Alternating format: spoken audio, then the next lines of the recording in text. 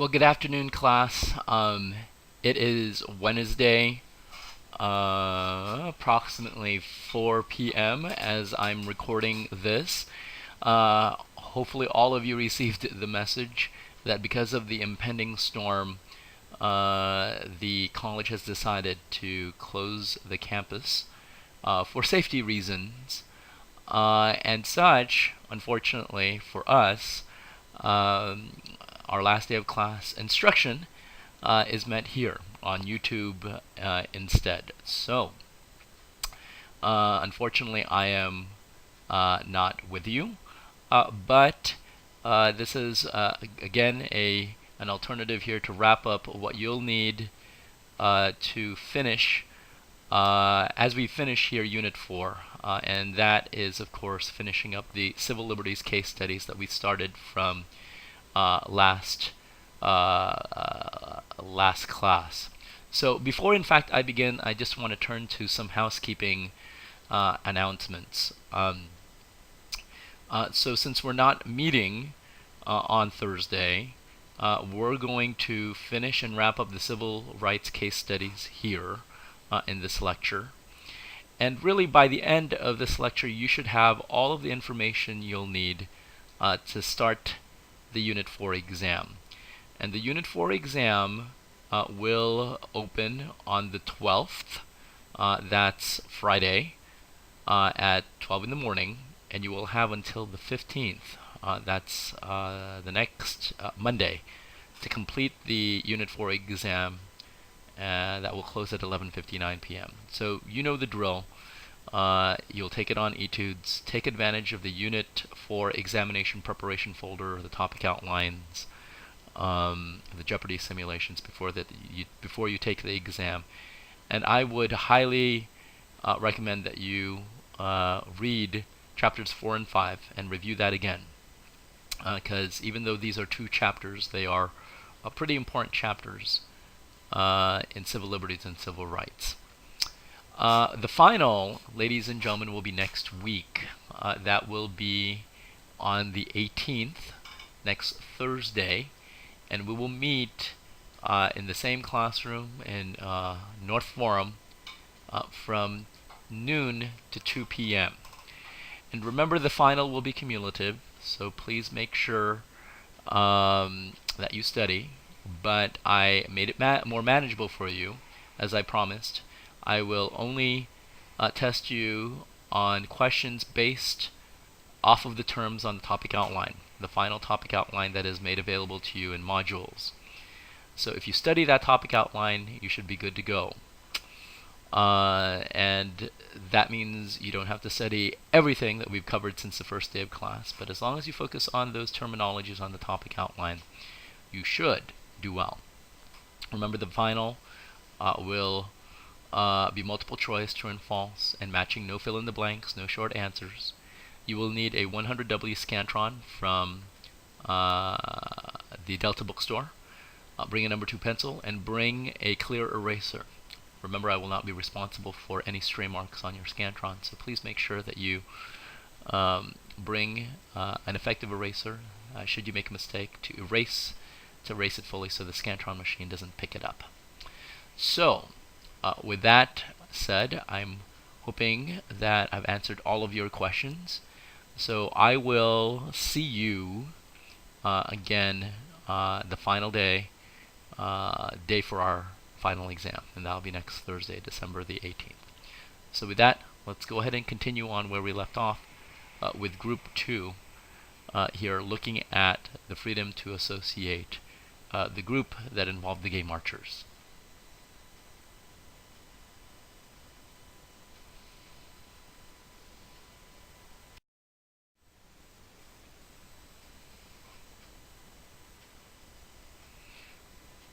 Alright, so I'm going to backtrack a little bit here and start at the beginning of Group 2. Remember, in my poli-sci lab scenario, the correct legal response was to arrest the Gay Marchers.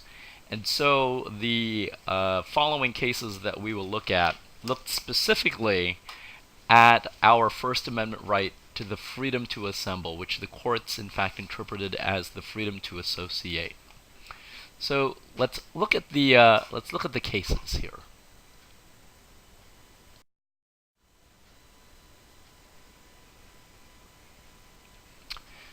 So the first case we looked at was the one based off of the simulation in the MyPoli.Sci lab, and that's the case of Hurley versus the Irish American Gay, Lesbian, and Bisexual Group of Boston, or GLB.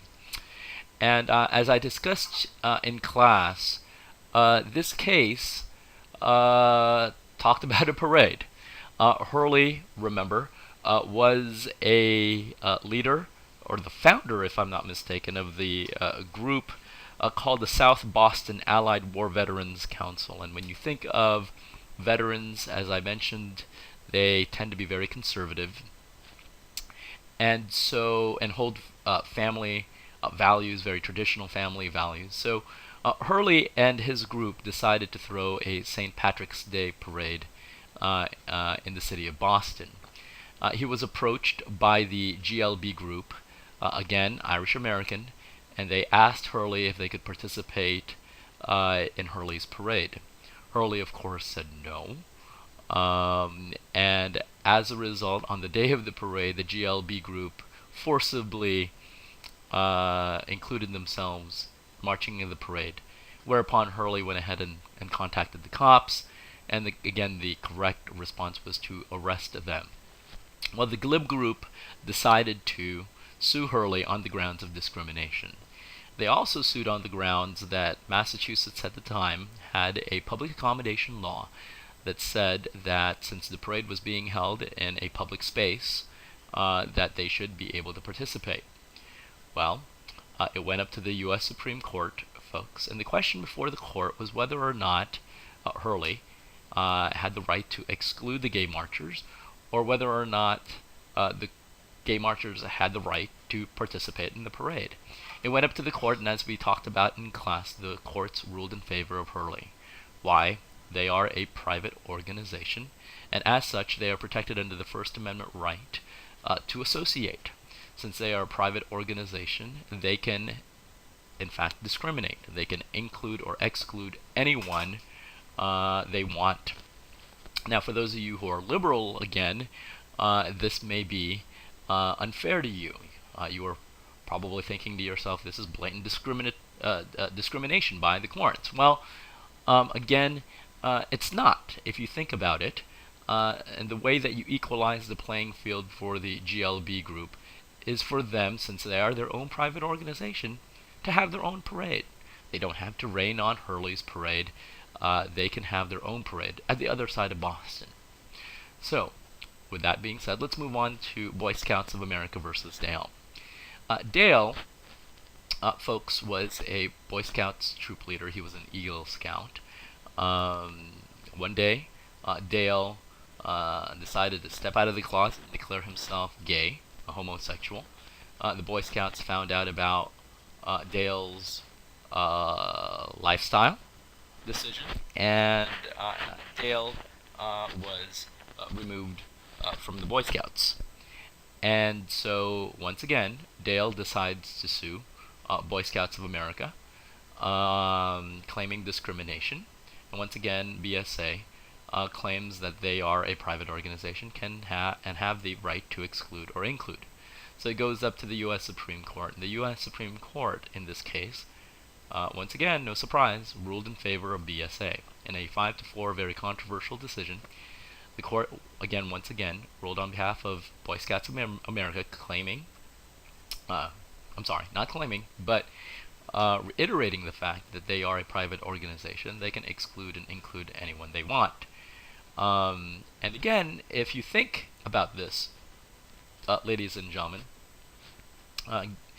Dale can be satisfied, can have the playing field leveled if he again creates his own group. That's one way to remedy this. But he doesn't actually have to, because about a year ago, Boy Scouts of America internally decided to, in fact, reinstate gay scouts to be part of Boy Scouts. So, again, that was done internally, though. So, FYI, This courts ruled on behalf of Boy Scouts of America. Moving on to the next case, California Democratic Party versus Jones. This was the case that talked about the open primary. And if you don't recall the open primary, recall it was the primary that allowed anyone, regardless of political party affiliation, to choose a partisan primary ballot, and they can vote for whichever political party primary that they wished. And if you recall, this was ruled unconstitutional. I mentioned this in Unit 3, and the reason I gave you is because, again, voters could game the system by voting for the weakest or the least likely chance of a particular candidate winning. You can game the system that way. But constitutionally, the court looked at it from a different perspective, and the perspective that they looked at was the perspective of the political parties themselves, that they themselves were private organizations. And if you think about it, the open primary did the exact opposite. Voters who were not members of that political party, by virtue of the open primary, can vote on important matters such as electing that party's nominee. And if you think about this, they're not even members of that political party. So clearly, ladies and gentlemen, this violated political parties' right to associate, because this system forced people who were not even members of their party to, in effect, choose or have a part in choosing their leadership. So no surprise here. The Supreme Court ruled on behalf of California Democratic Party, and thereby ruling the open primary unconstitutional. And by the way, Bill Jones used to be the former Secretary of State, so he, of course, Secretary of State for the state of California, and so he, of course, was in charge of implementing the open primary. So, last case here is called the Christian Legal Society Chapter versus Martinez, and this is an interesting case. The Christian Legal Society Chapter was a club under the umbrella of the University of California Hastings School of Law. That is a law school based out of San Francisco, and this club is like any other club, which you and I would join if we were students on a campus. Okay, same thing here at Delta College. We have clubs, and again, they're equivalent to a campus club.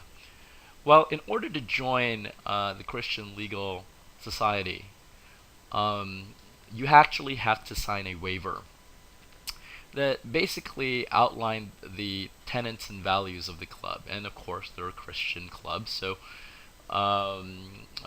the waiver had something basically that said this, that you believe in Jesus Christ, you believe in the holy resurrection, you believe in other Christian principles, etc., etc. Well, one of the law students decided to join the Christian Legal Society, and of course, he or she was asked to sign the waiver. And after reviewing the waiver, the law student said, well, I don't believe in this, and refused to sign the waiver, and demanded to still be included in the club. And of course, the club leadership said, well, you didn't sign the waiver, so you can't be part of our club. Well, this particular student decided to sue. Actually did not decide to sue, pardon me, correction, went to administration and told them that this club was preventing him or her from joining the club. The administration then, in a way, told the club that they had to let this law student into their club. Well, the club refused, and hence we have the case where the Christian Legal Society chapter sued Martinez, who was representing the law school. So once again, the question was whether or not, went up to the Supreme Court, right? But the question was whether or not CLSC had the right to exclude this individual, or whether or not the court ruled in favor of Martinez to include that student. Well, folks, unlike all of the other cases, this particular case, the Supreme Court ruled in favor of Martinez, where CLS had to allow the student to join their club. Why? folks, because recall the campus. The campus is a public institution. It's a University of California, and as such, it receives taxpayer money. And as such, folks, it is a public university, and therefore, if it receives taxpayer money, state funds, or even federal funds, it cannot discriminate. Right? Go back to civil rights. Right? Government cannot discriminate. This is a government institution, and as such, it cannot discriminate. Since the club was under the umbrella of UC, then they're forced to accept the student. How do you equalize the playing field for the Christian Legal Society chapter, you may ask? Well, they can disaffiliate or disassociate themselves from UC. Okay? Then they would have the ability here to include or exclude whomever they want.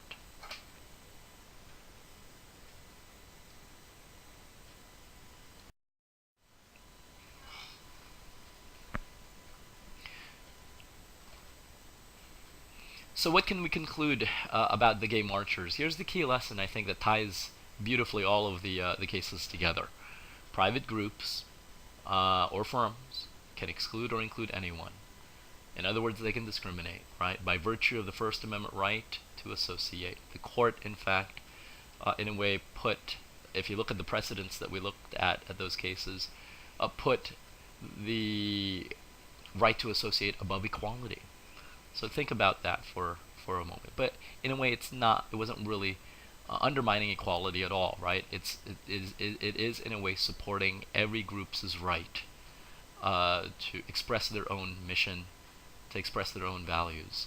Okay, and in fact, that, according to the court, is much more of an important freedom than for government here to impose upon groups equality.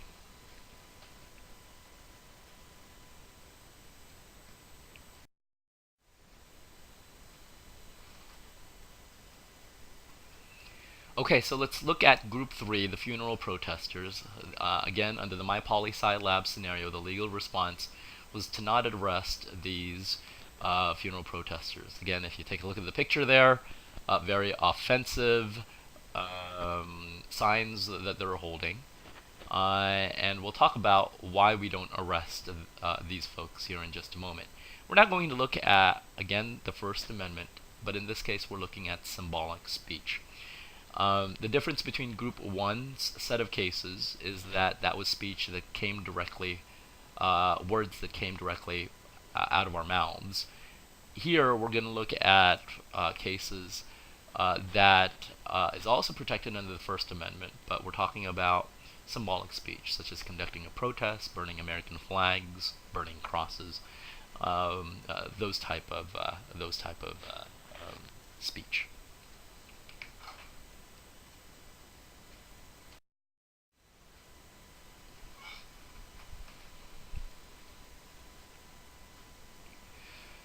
So why don't we arrest these funeral protesters? We'll get there in the last case, Snyder versus Phelps. But let's first take a look at the first two cases here, Texas versus Johnson in 1989 and U.S. versus Eichmann in 1990. And I'll talk about these two cases together because they are essentially the same case. They're similar in nature. In Texas versus Johnson, the state of Texas passed an anti-flag burning law. You can't burn the American flag. Very simple. What do you think Johnson does? Well, he burns an American flag in front of the Texas State House. Of course, he gets arrested for violating this Texas state law. And then, of course, he appeals, stating that his actions are protected under the First Amendment right to symbolic speech. And once again, it goes all the way up to the U.S. Supreme Court. And the question before the court was whether or not Johnson can burn the American flag, or can Texas limit his actions. Goes up to the courts, and the courts ruled in favor, ladies and gentlemen, of Johnson.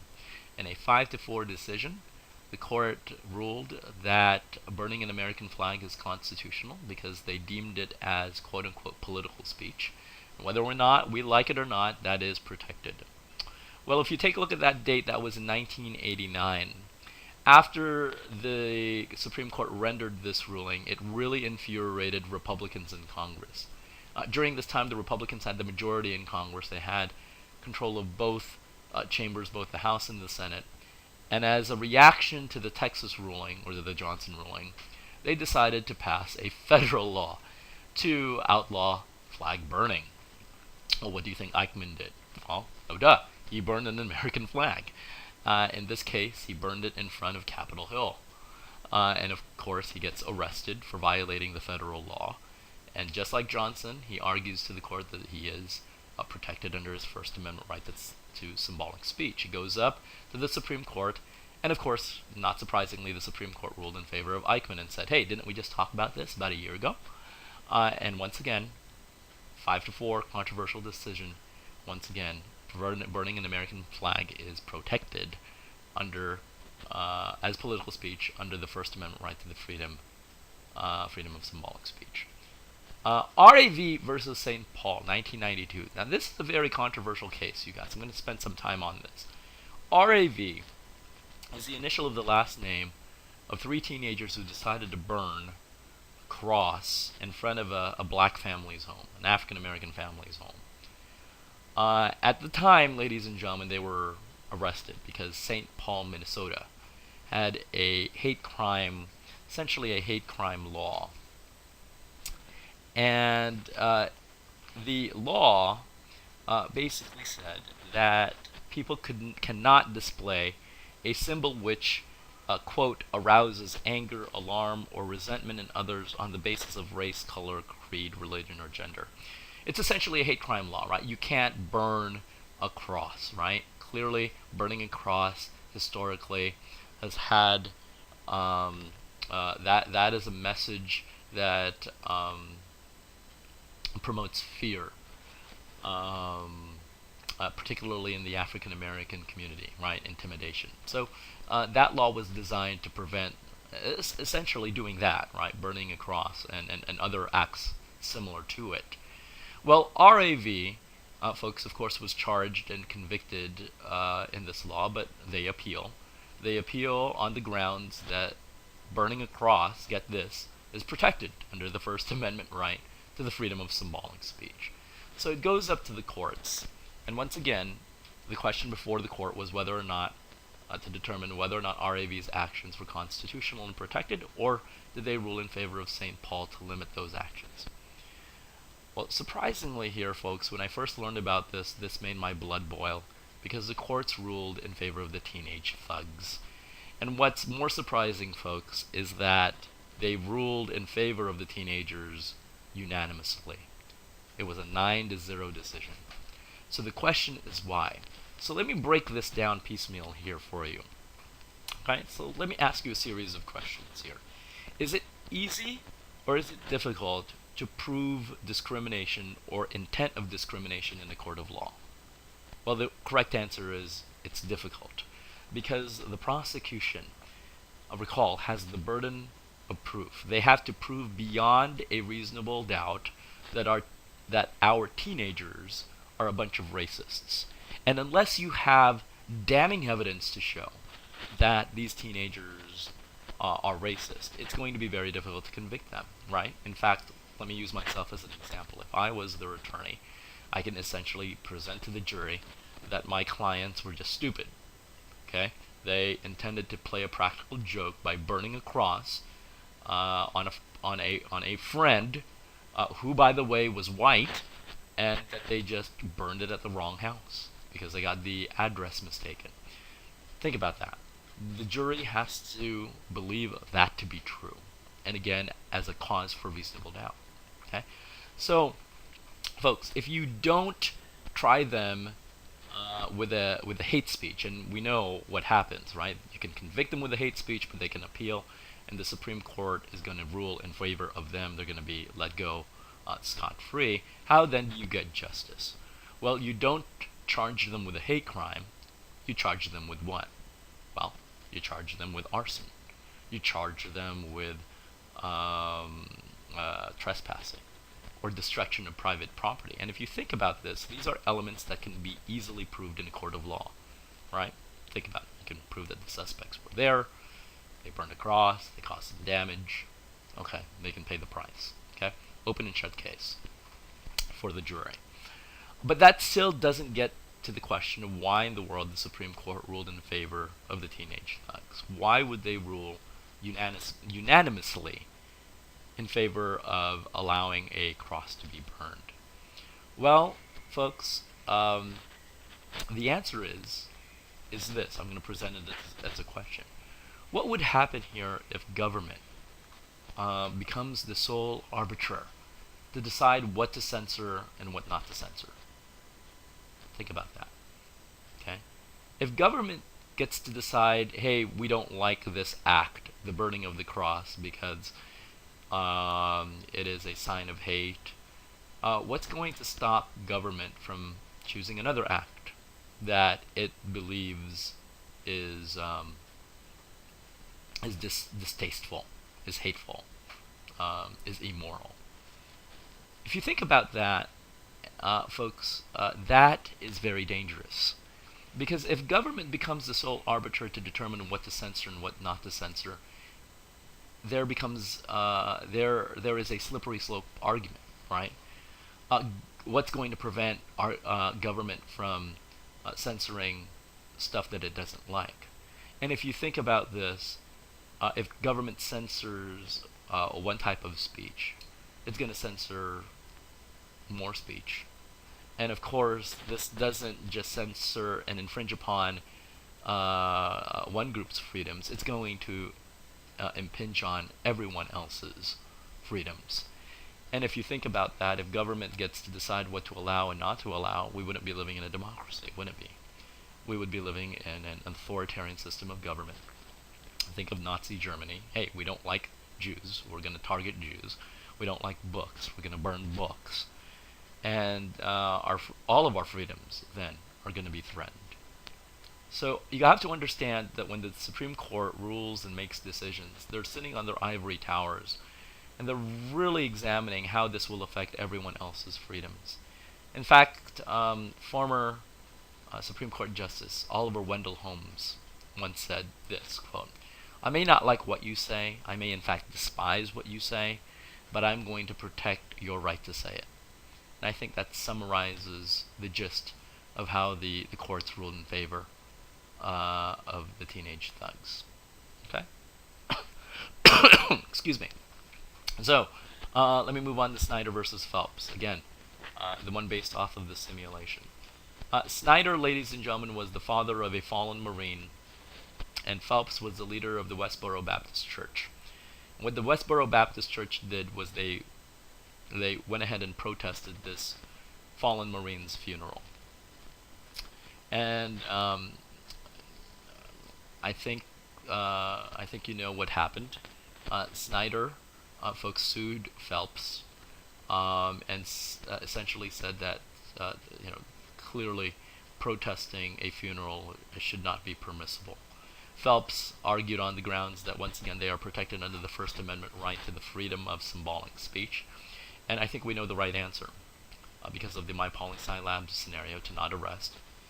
The Supreme Court ruled in favor of Phelps, and the funeral protesters have the right to protest. I know despicable it may seem, folks, once again, in an 8-1 decision, the courts ruled in favor of protecting speech. Now, let me ask you this: when can in fact law enforcement or the courts say that speech is unconstitutional and it is not permissible? Well, folks, if, and this goes back to group 1, if the speech causes a clear and present danger, if it causes direct incitement, if it is going to cause imminent lawless action, well, that is when government can step in and say, this is not allowed. And in the cases that we've seen, especially RAV versus St. Paul and Snyder versus Phelps, the Supreme Court was of the opinion that it did not violate any of those tests, and as such, they are legal.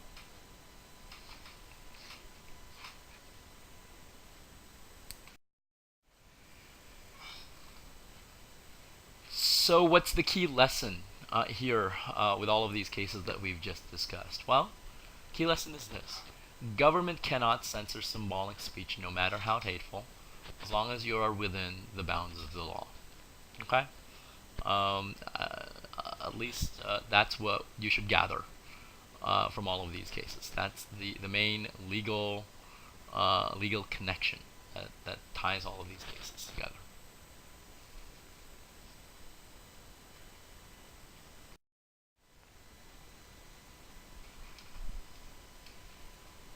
Okay, let's move on to group 4, the polygamist. Okay, what were we supposed to do with the polygamist? Arrest or not arrest? Okay, clearly the correct response here to arrest. We're now going to talk about cases that involve your First Amendment, that involve the First Amendment, that involve your freedom to exercise your religion.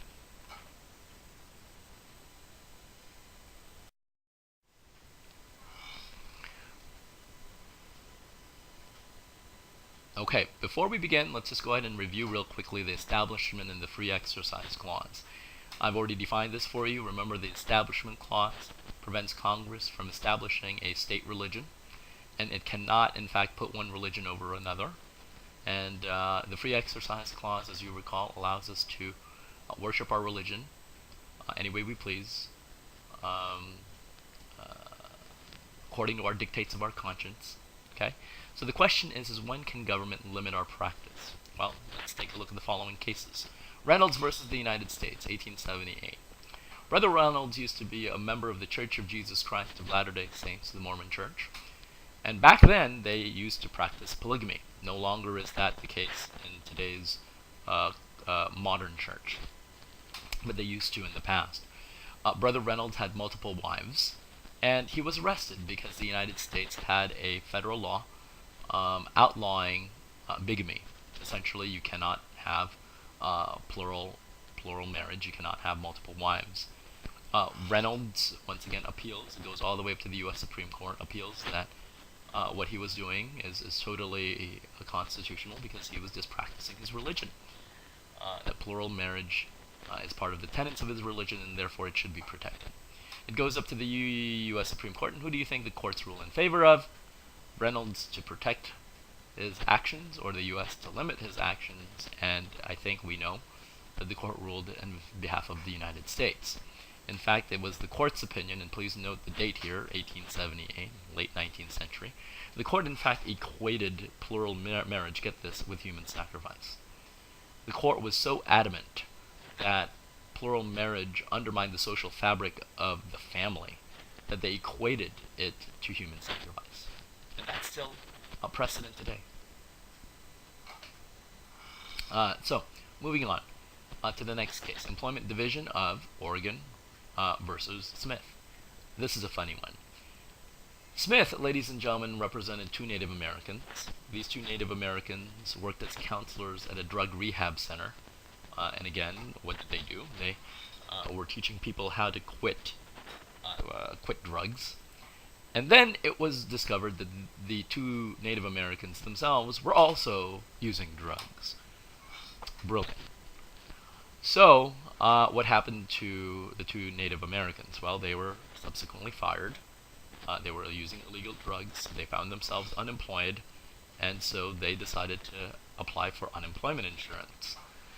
And, of course, they were denied because they were using illegal drugs. Once again, our two Native Americans decided to appeal, citing that their use of the drugs, they were smoking peyote, right? They were using marijuana, and they basically claimed that they were practicing their religion and that this should be protected. It goes up to the U.S. Supreme Court, and the U.S. Supreme Court in this case ruled on behalf of Oregon. Why, folks? This is very important. The court felt that the way that the Native Americans used their drugs was done so in an uncontrolled manner. Now think about this. If the two Native Americans were in our class and they basically said, "Hey, Professor V, it's 4:37 p.m. It's time for me to worship," and they then pull out the peyote.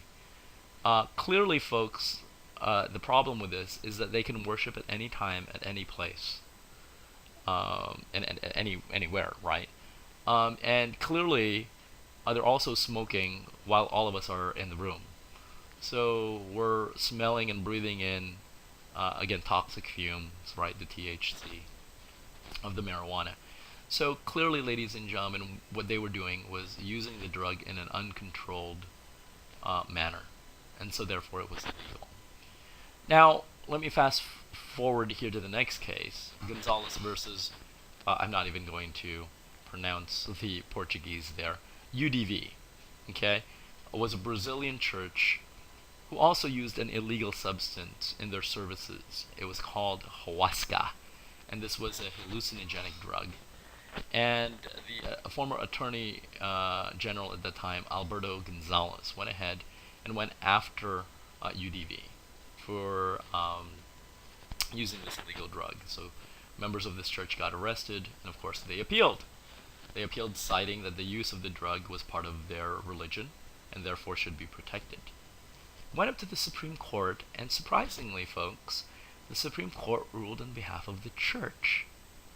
Okay, so that should make you wonder a little bit.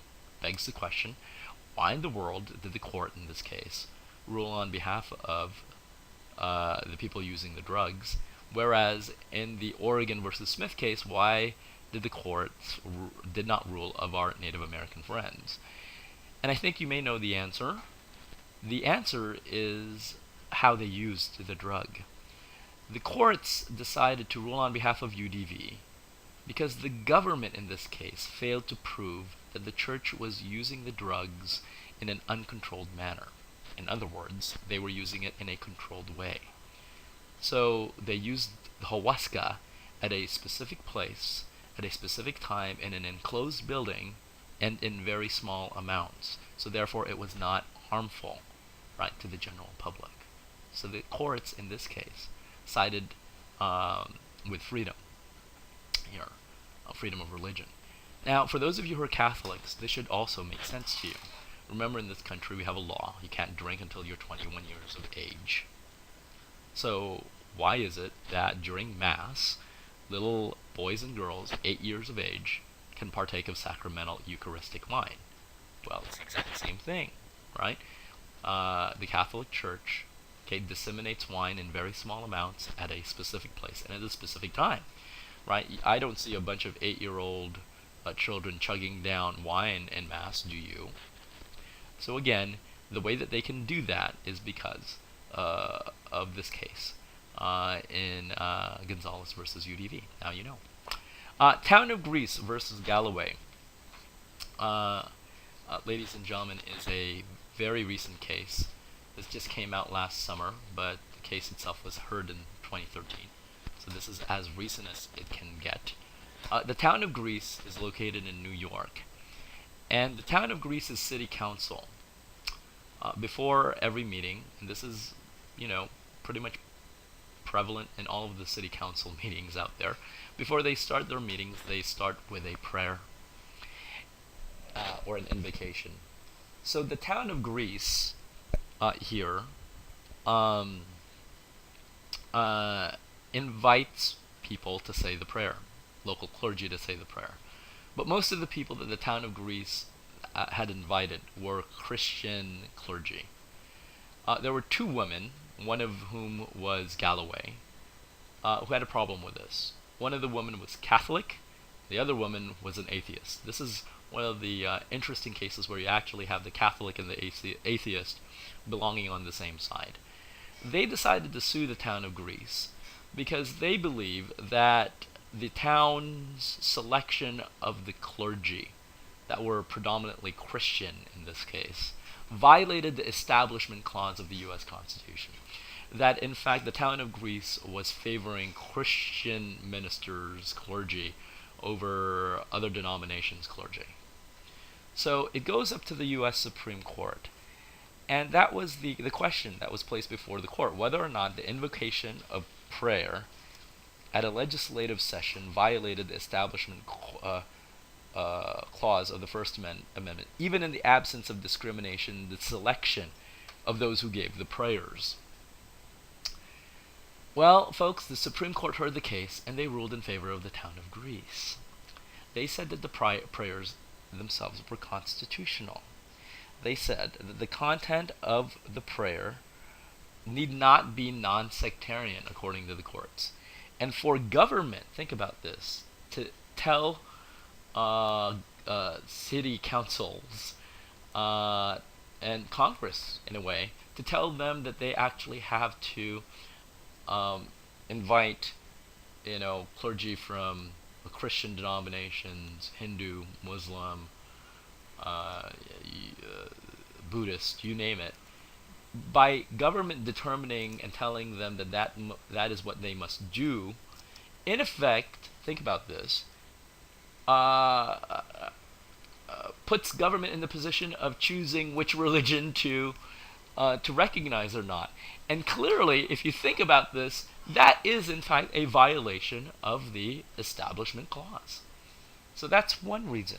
Another reason that the court ruled on behalf of the town of Greece is that they said that the legislative prayer is primarily for the benefit of the legislative body. So they're meant for the elected members of the city council and not necessarily for the public. If you attend the city council meeting, the prayer is not for you.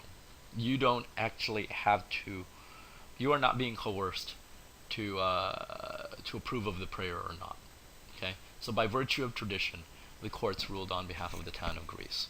Moving on to the next case, Burwell versus Hobby Lobby. Some of you folks may remember this from last summer. Hobby Lobby, you guys, are a series of stores. Some of you folks may have shopped in Hobby Lobby stores. They were owned by the Green family. And the Green family is a very devout Christian family. And because of Obamacare, right, or the Affordable Care Act, employers such as Hobby Lobby had to cover their employees with health coverage. Burwell used to be the former secretary of HHS, of of Health and Human Services. And according to Obamacare, they must cover under the Affordable Care Act. Hobby Lobby was being forced to not just cover for health care, but also contraceptives. And we all know that certain Christian denominations disapprove of the use of contraceptives, of birth control. And Hobby Lobby, in this case, sought to be given an exception. Since they, ladies and gentlemen, were a Christian-run group, they, again, do not want to pay for contraceptives because, again, it would violate their beliefs. So it went up to the courts. And the question was whether or not Hobby Lobby can in fact get this exception, or whether or not the government can force them to pay for contraceptives.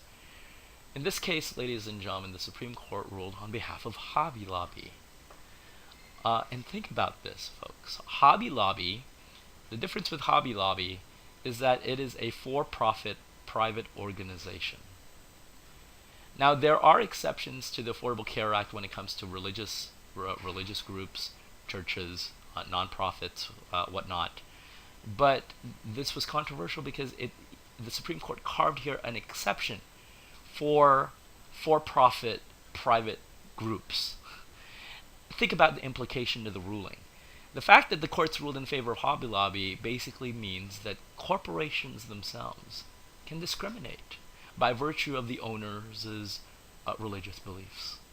That is pretty incredible if you think about it. But again, in terms of denying women their rights to contraceptives, this is not necessarily a problem, because even though Hobby Lobby, if you're an employee of Hobby Lobby and you can't get contraceptives, you can get it elsewhere, right? You can get it practically anywhere. But in this case, the owners of Hobby Lobby got what they want, in that they were allowed by the Supreme Court not to pay for contraceptives.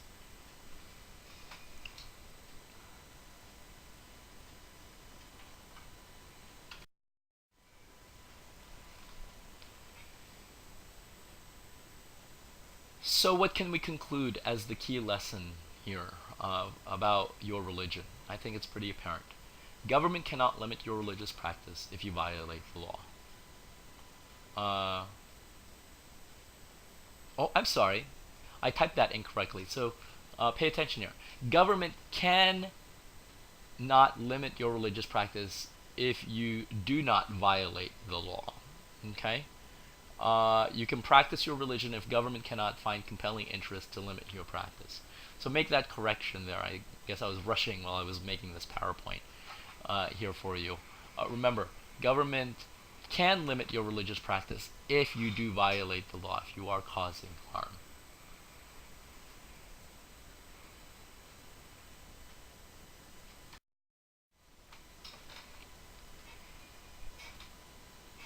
Okay, group 5, let's turn to growing some pot, shall we? My poli-sci lab scenario, don't arrest, don't use the thermal imager.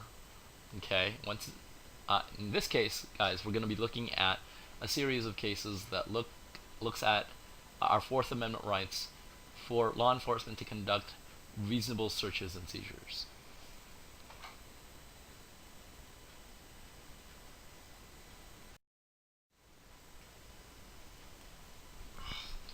Okay, let's start off with defining some terminologies here for you. Hint, hint. What is probable cause? As you know, law enforcement cannot enter your home unless they have a search warrant. In order for law enforcement to procure a search warrant, they must meet the probable cause test. In other words, law enforcement, the district attorney, they have to provide a sufficient amount of evidence to persuade a local magistrate, a neutral magistrate, a judge in this case. They have to bring sufficient evidence to prove to a judge that you may have committed a crime. If the judge feels that there is sufficient evidence that you may have committed the crime, then they can issue the search warrant. Okay, that is known as the probable cause test. Okay,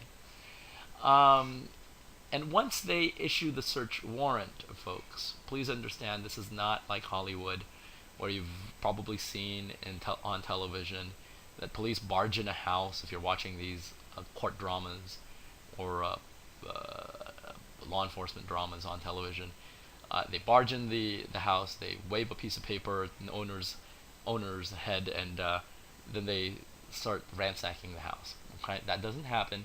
Search warrants are very specific as to where they can search, when they can search, and in fact it even lists down what they're intending to find. So it's very, very specific. So don't believe what you see on television.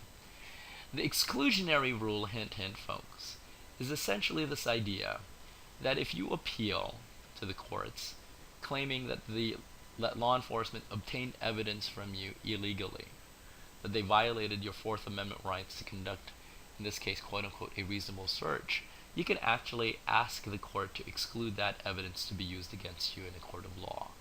That, in essence, is what is called the exclusionary rule. Okay? Alright, so let's talk about the cases. Kylo versus the United States is the one we looked at in the scenario. Kylo, again, was charged for growing pot because the police obtained the search warrant after they used the thermal imager to get the search warrant, that he was growing pot. Well, Kylo, in this case, decided to appeal to the courts, stating that that evidence was obtained from him illegally in violation of his Fourth Amendment rights to a reasonable search and seizure because police officers used the thermal imager. It went up to the courts, and the Supreme Court ruled in favor of Kylo. They cited that the thermal imager was not available for public use. So because the police had this equipment that is not available to the general public, what can stop the police officers from using that thermal imager on houses that they may suspect to be growing pot? But again, folks, that is not enough to warrant a search warrant. That would not be enough to get to meet the probable cause test. The burden of proof is on police officers to gather enough evidence so the judge can in effect make that determination. And for police officers to use a thermal imager would be giving them an unfair advantage. There it is. Wilson versus Arkansas. Wilson, folks, was a drug dealer, and she was stupid enough to sell drugs to an undercover police officer. Well, clearly that is enough evidence in this case to get a search warrant, which law enforcement did. They go to her home, and what they see in her house, before they enter into the premises, they found the door to be slightly ajar. There was a screen door that was closed. They being the police officers, failed to knock and announce themselves. So they barge in, they find Wilson with the drugs, and I think we know what happens to Wilson. She gets arrested for violating the law. She had illegal drugs. She was convicted. She then appeals, right? Appeals to the court and argues that the way that evidence was obtained from her was done so illegally in violation of her Fourth Amendment rights to an illegal search and seizure. It goes up to the Supreme Court. Who did the courts rule in favor of? Wilson to exclude the evidence, Arkansas to keep the evidence. The courts ruled on behalf of Wilson. Why? The court interpreted the Constitution, in this case the Fourth Amendment, interpreted the word reasonable to include that if law enforcement would, if they decide to enter your home, your premises, any reasonable person in this case, before they enter a private home, must first knock and announce, and then wait 20 to 30 seconds. The court deemed that as reasonable. So I want you to understand that the U.S. Constitution is a living document. Okay, guys, it is. And the word reasonable is one of those words that can be interpreted. The framers who wrote the Bill of Rights, Constitution, they taught us how to think about the process, but not necessarily what to think. So as we continue to exist as a country, it is going to be up to the courts to interpret what the meaning of the Constitution is. Okay? And in this case, they deemed knocking and announcing and waiting 20 to 30 seconds as reasonable. So Wilson got off. So what's the difference between Wilson and Hudson versus Michigan? Hudson, very much like Wilson, was convicted of a prior conviction of having firearms and illegal drugs. Hudson illegally obtained some drugs and some weapons. The police found out that he violated his parole and got these illegal things. So they got a search warrant. They go to Hudson's home, and the difference here is that the police officers knocked and announced, but they didn't wait the 20 to 30 seconds. They knocked and announced, they barged in, they arrest Hudson, they found him with drugs and the firearm. And again, Hudson here decides to appeal, citing that the evidence once again was obtained from him illegally in violation of his Fourth Amendment rights. It goes up to the U.S. Supreme Court. And interestingly, the court in this case ruled on behalf of Michigan. Well, that's opposite of Wilson, right? Because, yes, you could argue the police in this case did knock and announce, but they failed to wait 20 to 30 seconds. So they were not following the precedent under Wilson. So therefore, the evidence should have been dismissed. But it's not the case. The Supreme Court, folks, ruled on behalf of Michigan because Justice Antonin Scalia, who wrote the majority opinion for the court, made an exception. And here's the exception. Let me ask you a question. Can you flush drugs down the toilet? The answer is yes. Can you flush a firearm down the toilet? The answer is obviously no. And Justice Scalia was of the opinion, if Hudson decided to throw away the weapon, or tried to conceal the weapon, it wouldn't matter if the police waited 20 to 30 seconds or not. If they conducted a thorough search of Hudson's home, they would be able to find Hudson's gun. So, folks, the reason why it was admitted is because it would be inevitably found, that the firearm would be inevitably found.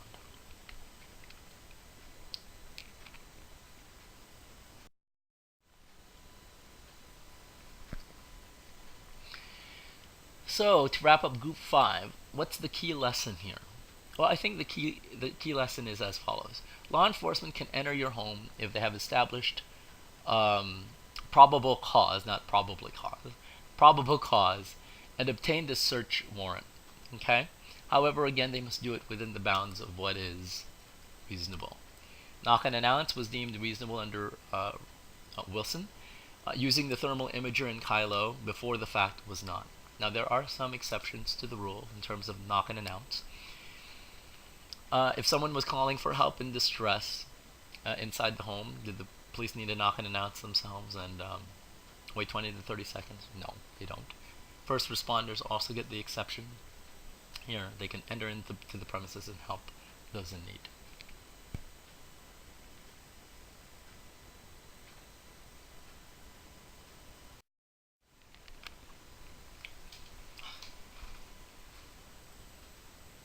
So let's turn our attention to the last group, the college student. Again, the My Poli Sci Lab scenario. What are we supposed to do? Search the backpack or not search the backpack? The answer, of course, is to not search the backpack so we do not arrest. The difference between the cases we'll look at this group and from Group 5's, you guys, is that in Group 5's, all of them had search warrants. In the series of cases that we'll look at, they're all warrantless searches. So once again, we're going to be looking at the your Fourth Amendment rights to a reasonable search and seizure.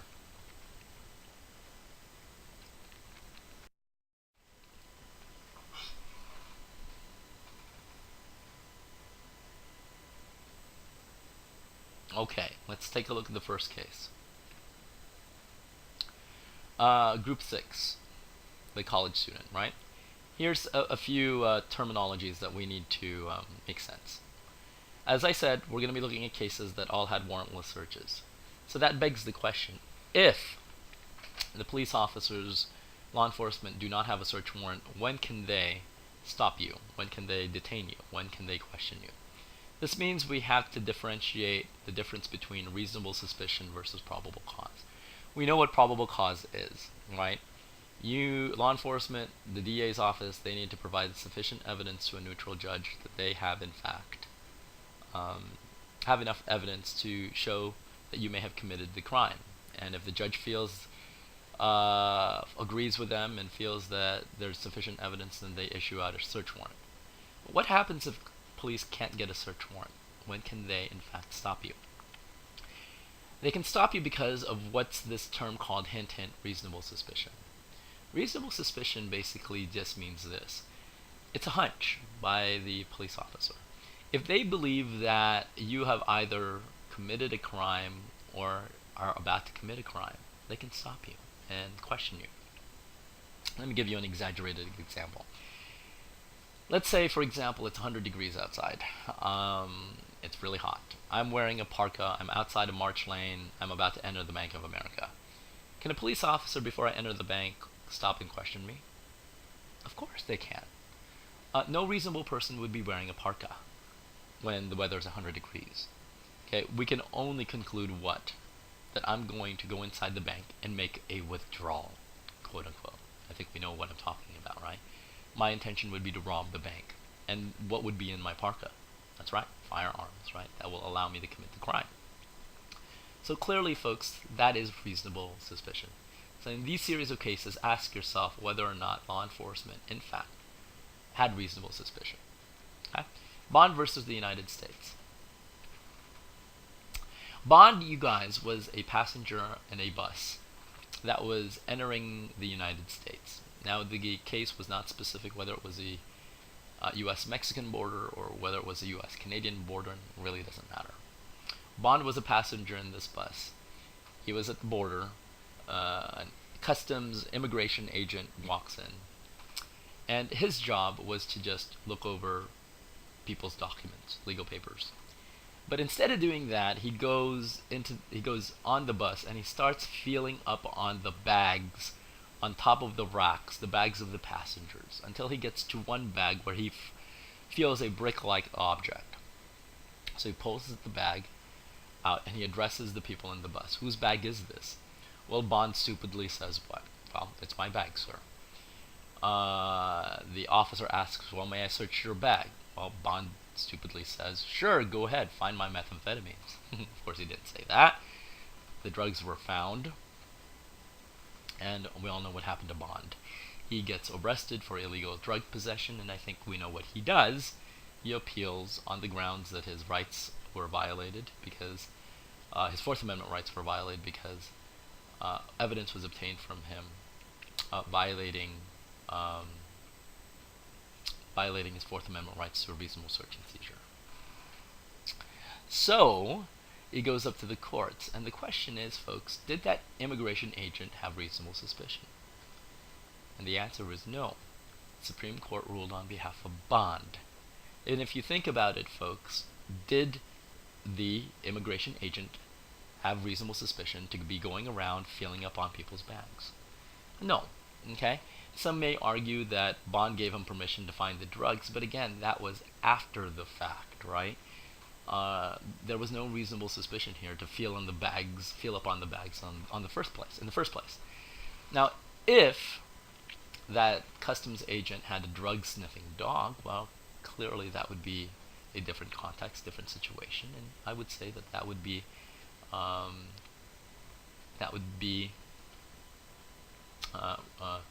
on the grounds of establishing reasonable suspicion. Let me move on to Georgia versus Randolph. Randolph, you guys, was convicted of a drug for illegally having drugs, illegal drug possession. The police suspected that Randolph got his hands on drugs. The police, in this case, went to Randolph's house. They knock on the door. Remember, they don't have a search warrant. Randolph's wife opens the door, and the police officer tells his wife, ma'am, we suspect you have illegal drugs in your house. We don't have a search warrant, but can we search anyway? Randolph's wife basically said, sure, come on in. I have donuts and coffee for you in the kitchen. And again, I'm just exaggerating there. Randolph, again, comes to the door and basically tells the police officers, no, okay, you don't have my consent, you don't have my permission to search my home. But because of his wife's permission, they eventually came in. They found drugs on Randolph. Randolph gets arrested, same story. He appeals, trying to exclude the evidence. It goes up to the U.S. Supreme Court, and the court rules on behalf of Randolph, you guys. The evidence was excluded because the court said that in order for police officers to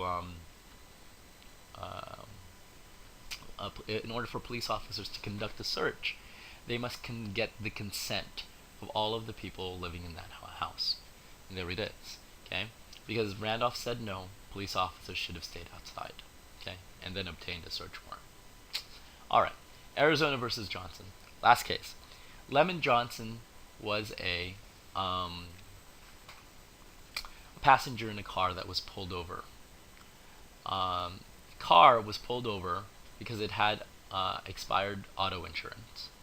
The car was pulled over in a crime-infested neighborhood. In fact, a few blocks away, a local convenience store was just robbed. Police officers got out of their squad car. They checked out the car in which Lemon Johnson was a passenger. There was, I believe, 4 individuals. They look inside the car, and what they find was a police scanner. I think we all know what a police scanner is. It allows them to listen to the radio communications of police officers. The police officers then asked all of the people in the car to step out of the car. An officer approached Lemon Johnson and asked if he could be frisked. Johnson gave his consent to be frisked, patted down. A gun and drugs were found on him. He gets arrested, and once again he appeals, citing that that his Fourth Amendment rights were violated on the grounds that the evidence was obtained from him illegally. It goes up to the courts, ladies and gentlemen. Once again, think about this. Did the police officers establish reasonable suspicion? And the courts ruled on behalf of Arizona. They did, right? Simple. They find the police scanner, drug-infested neighborhood, okay, crime being committed. All of this, according to the court, established reasonable suspicion. One last point. here before I tie this in all together. Think about your car in your home here. Your car it has a lesser degree of privacy than your home. Think about it. You pay registration on your car. You drive on public roads. So the point is, folks, is that your car has a less degree of privacy than your home. Your home is your home is your home. And so law enforcement, the DA, they have to find more proof here, more evidence to search your home rather than to search your car.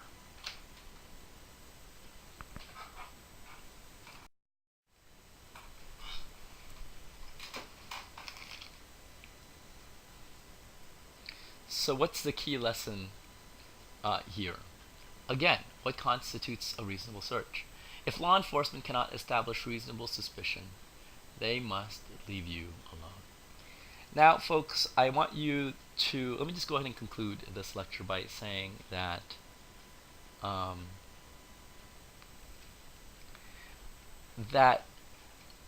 ultimately, that this assignment again is very important for you, because you have to know what your rights are.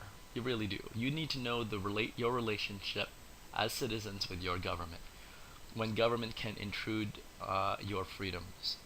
Police officers, in a way, have the upper hand. They're intimidating. They are wearing the uniform. We tend to want to acquiesce to their demands. But we don't necessarily have to, folks, because we have to be equipped to know what our rights are. This assignment, in a way, gives you, in a way, a simple understanding of what police officers can and cannot do. And so, I will conclude here, and I will I will share with you my parting goodbyes next Thursday. But at this point, folks, I hope you learned a little bit of something about your rights. With that, you now have the information to take the Unit 4 exam. Study with a buddy, use all of the resources, take the exam, finish the exam. I will try to get everything graded, ladies and gentlemen, before the final. That is including your active participation points, which are your review questions that you turn in, the research briefs, extra credit by Thursday. All of that should be completed. So with that being said, we'll see you guys on December 18th, North Forum, from noon to 2 p.m. Don't forget your Scantron. And so with that being said, be safe during the storm, you guys, and we'll see you guys on the day of the final. Have a great one. We'll see you guys then. Bye-bye.